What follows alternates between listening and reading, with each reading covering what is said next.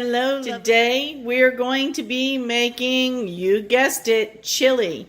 So I want to just talk a little bit about the ingredients that I'm going to start with. As you can see, I bought these Gallo peppers.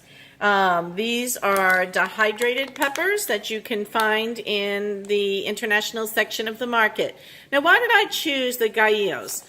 According to the back of the package, it says that these are, let's see, more milder than some of the really hot peppers. So they're perfect for stews and soups and meats. And so it'll add more of a mole flavoring to my chili. So we're going to give that a shot. What we had to do was we had to set them in some water. As you can see here, I am rehydrating these peppers. We're going to let them rehydrate for several hours, but I'm starting to gather some of my other ingredients. Let's talk about those for just a moment. Yes, I will be using some canned tomatoes and tomato paste, and that's okay. And I happen to like the dark red kidney beans added to the chili at the very end. So those will be part of it. We may not use all of these tomatoes, but I just wanted to kind of get an idea. I like the whole tomatoes and, of course, tomato paste. But we're not going to just have it be a chili made out of canned tomatoes. We are going to be using some of these nice, I got some large plum tomatoes, Italian plum tomatoes, and what we're going to do is we're going to slice them in half, take the seeds out, and we're going to roast them. Not only are we going to roast them, but we're going to smoke them. I also have some poblano peppers from my garden. We're going to go pick some more of these because I like a lot of poblano pepper. I have some jalapenos as well. We're going to be using those. And garlic, of course, and onion. Now, that's a lot of spice. So we're also going to be making sure that we layer our spices.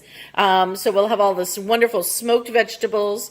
We're going to have the Gallo peppers, which will give that mole flavor. We'll have our tomatoes for acidity and our paste, which will help thicken it. But we're going to also put in some salt, and I've got some onion powder and cumin. Don't forget cumin's a big part of chili. And some other spices here in case we need to kick it up a little bit. I've got some chipotle. I got some cayenne.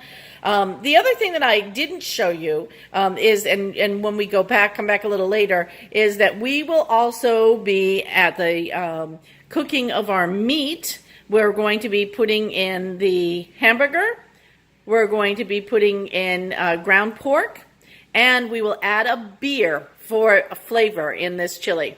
So we'll see how it goes. The reason I'm making this, well, it's fall down here in the south, and we are having a chili contest. So I'll be writing about that and blogging about that too. So we'll be back in just a bit when we start to bring our ingredients. Welcome back for the love of food. Here we've got our ground beef, pork, and veal for our chili. We have our smoked poblanos and tomatoes, plum Italian tomatoes, and jalapenos, by the way. We have what I'm going to call our base, which was made up of the Gallo peppers. Those were the ones that we dehydrated. They were dehydrated and we actually rehydrated them. We added in a whole bulb of roasted smoked garlic into that, and some tomato paste and caramelized onions. So what we're going to do is we're going to put this all together.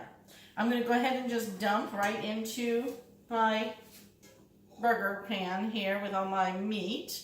I'm going to dump all the tomatoes in on the peppers. And then we're going to go ahead and get this base and add this base right in. I want to get every drop of this, so I'm just going to scrape along the bowl because this is where all my really nice smoky garlicky flavors are that are going to really kick this chili up. Now, I did taste the base a little while ago when we were off camera, and the reason I did is I wanted to see if it was hot, and it's not hot spicy.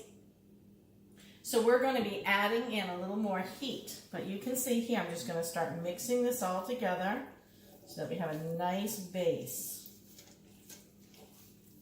And I wish you could smell this. Oh my goodness. My husband is all the way upstairs and he said it's smelling wonderful down there. We're not having this till tomorrow. I like to leave the chili sit one night. I think it really gathers the flavors.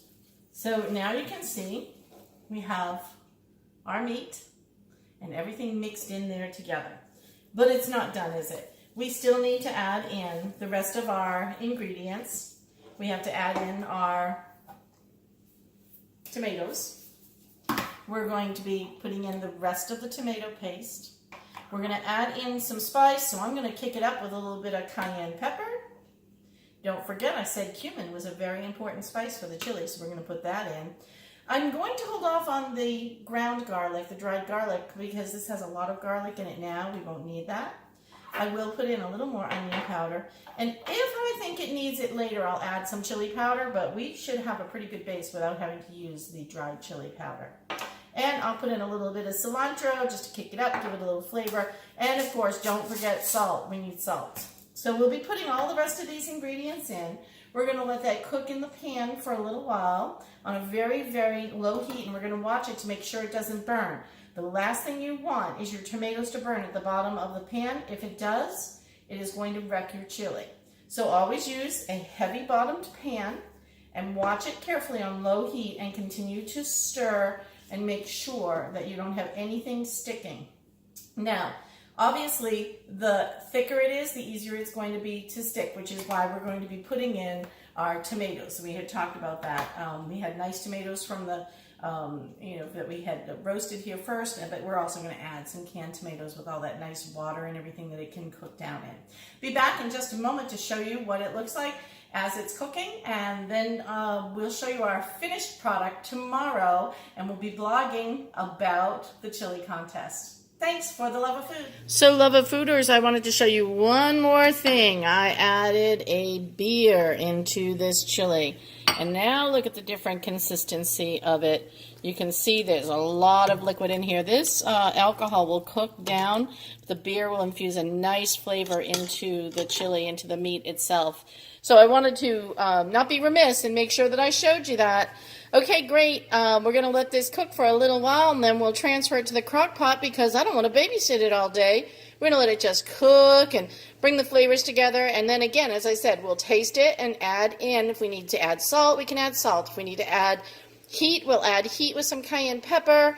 If we need to do something different with it, we'll do something different. That's the beauty of chili. It's very forgiving. But this smells wonderful, and I think it's going to be great. All right, thanks for watching.